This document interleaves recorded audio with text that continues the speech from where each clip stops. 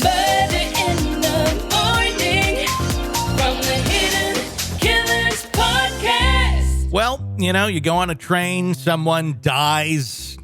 A lot of times you don't necessarily go right to murder. I mean, what I would be thinking half the time is, did they fall off the train? Did something else horrible happen? But, 7 years after the wife of Angelo Mantych had passed away, he's being charged with the first-degree murder of his wife, then 28-year-old Marina Placensia, who passed away on the Amtrak train journey from Milwaukee to Denver in 2016.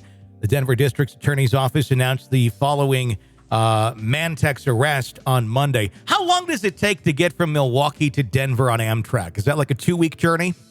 That's what it feels like. That's entirely way too freaking long. Where I live, it's about 3 hours for me to get to Milwaukee, and I go there for a lot of concerts if I don't feel like going over to the Twin Cities. Yeah. It is way too long of a drive. I can't even imagine how long it would be on a train. I think one time I thought that'd be fun. I should look into doing a train journey. And it was far more expensive than flying, and it was ridiculous in terms of pricing. We have the worst rail system probably in the world. I mean, unless you go to really third world countries where it can be, kind of scary and bad. But it's not efficient by any stretch of the imagination. I don't even know why. I mean, do people, is it used that? I mean, I see Amtrak trains every now and then, but I don't know. It's interesting that you bring that up. There was somebody that you and I used to work with. She was dating somebody that had gone out to, I want to say, Montana, maybe for some work. Mm-hmm. And she hopped on a train and then a bus. And I'm like, that's just, oh my God, you could just drive. Just drive, Yeah. At what point? For the cost, it's insane. At what point is just get a flight, drive? I don't see any way where Amtrak is. I mean, I get it. If you're going in your own city and Amtrak is, going back and forth or something like that. But long distance, I don't know.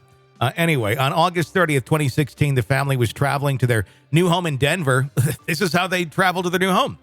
When tragedy unfolded, Marina Placensia was found unresponsive on the train on September 1st, just before it arrived in Denver. A doctor on board declared her dead after her husband, Angelo Mantych, notified authorities. An arrest affidavit reviewed by People magazine stated that Mantych was visibly distressed, vomiting and crying when officers arrived. An arrest affidavit revealed a disturbing discovery: a large number of injuries and bruises on Marina's body, including her face, mouth, abdomen, and legs. An autopsy report eventually documented 35 injuries, indicating signs of assault or struggle, though her cause of death was not immediately obvious. Angelo Mantych initially claimed that the injuries occurred during their move from Racine, Wisconsin to Denver. Those moving injuries that look like abuse. However, suspicions had been raised by friends and family members who alleged that Mantych had a history of abusing her. They maintain that he should be considered a suspect. Further investigation uncovered allegations of the reported abuse. People familiar with the couple, including friends and neighbors, reported the instances of name-calling, punching, Mantych forcing her to move furniture alone while he watched during their relocation. Oh my God, this guy's a piece of crap. In September of 2023, Dr. Bill Smock, an expert in strangulation and suffocation, issued a report suggesting that suffocation may have been the cause of her death. An arrest affidavit also detailed Mantych's efforts to hinder her from leaving the allegedly abusive relationship. One neighbor who claimed to have seen her with bruises reported that she threatened her after finding text messages advising her to leave. Despite the threats, a judge denied the neighbor's request for a protective order against Mantych. Oh, bravo. There it is. There's our judicial system at work. There's everybody there it is. To protect and serve. How can we fuck you over today? Additionally, it was revealed that Mantych had allegedly forced her to put her phone on speaker during discussions with her family members about leaving the relationship, effectively eavesdropping on their conversations. Angelo Mantych is now currently in custody in the downtown detention center without bond. According to jail records, his plea status and legal representation remain unclear at this time.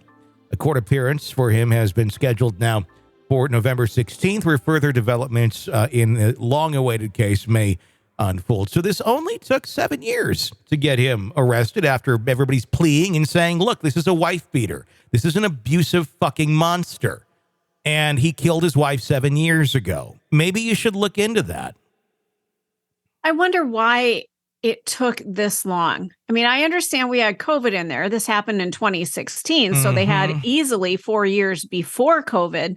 So what the hell's the excuse? Why did this take so long? Jesus Christ, I'm looking at his picture. Yeah, it's not good. And I hate to be so judgmental, but You can, it's not hard. You look at this guy, you're like, oh my God. Yeah. Well, I'll tell you why. It's probably because this wasn't a white woman with large breasts. That's why nobody paid attention to it. And that makes me sick. It totally makes me sick, but that seems to be how this works. This is a woman who looks like she was abused by this individual. I think I found a picture of them together. I'm not sure what her ethnicity is, but it's not white. And we all know how the media tends to handle those sort of things, which is totally fucked up.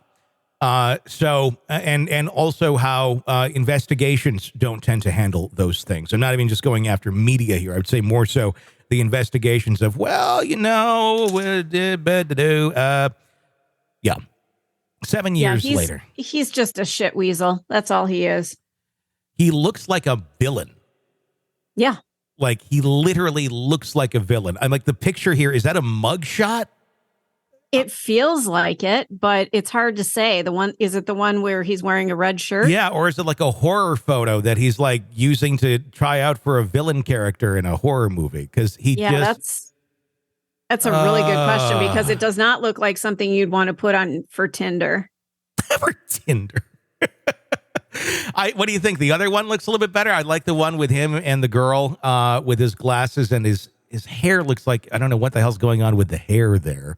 It almost looks like it was designed to kind of go down and make some weird, what would you call that? Have you seen this? The black, where he's got the black hair going on? I have not seen that one. I'm looking for it. I'm only seeing the one with the red shirt. But yeah, he's somebody that if you saw him, you might go, something's up here. Things that make you go, yeah. I mean, he exudes the vibe of douche and abuser, and Another case. See something, say something. Well, that clearly happened, and again, we go back to, well, it's your job to do something. Want to listen ad-free? Want advanced access to all of our interviews before anyone else? Become a True Crime Today Premium Plus subscriber on Apple Podcasts. You get every episode commercial-free. So you can binge on true crime until you can binge no more. Search True Crime Today Premium Plus on Apple Podcasts now, or go to our podcast page and sign up now. More of the Hidden Killers podcast next.